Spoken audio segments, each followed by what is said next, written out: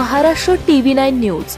संकल्प सर्वसामान्यांच्या हिताचा. केअरटेकर म्हणून नेमलेल्या तरुणाने 80 वर्षाच्या ज्येष्ठाचे हातपाय बांधून चाकूचा धाक दाखवून रोख रक्कम आणि मोबाईल चोरून नेल्याचा धक्कादायक प्रकार समोर आला. सुदैवाने त्यांनी आरडाओरडा केल्याने शेजारच्यांनी येऊन त्यांची सुटका केली. कोरेगाव पार्क पोलिसांनी भुसावळ रेल्वे पोलिसांच्या मदतीने 24 तासाच्या आत या केअरटेकर मुलाला पकडलं. याबाबत त्यांचा मुलगा रवींद्र अग्रवाल यांनी कोरेगाव पार्क पोलीस ठाण्यात फिर्याद दिली.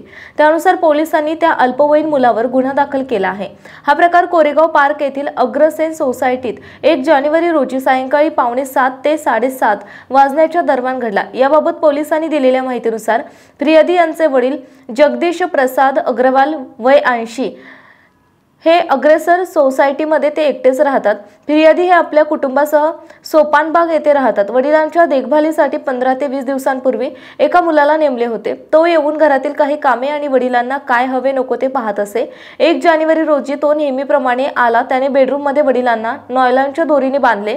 रुमालाने तोंड बांधून त्यांना चाकूचा धाक दाखवला. तेरे पास जितना पैसा है वो मुझे दे दे, नहीं तो यही चाकू से तेरे को मार दूंगा अशी जीवे मारण्याची धमकी दिली.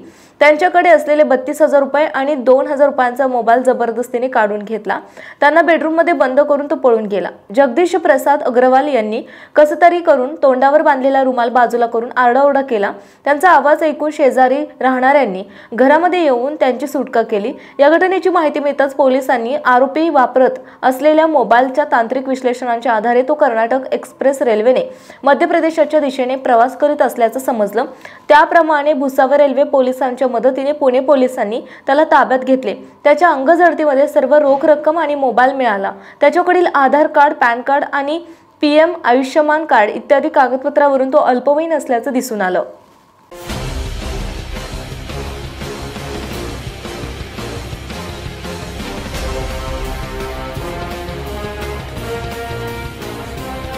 Maharashtra TV9 news. संकल्प सर्वसामान्यांच्या हिताचा.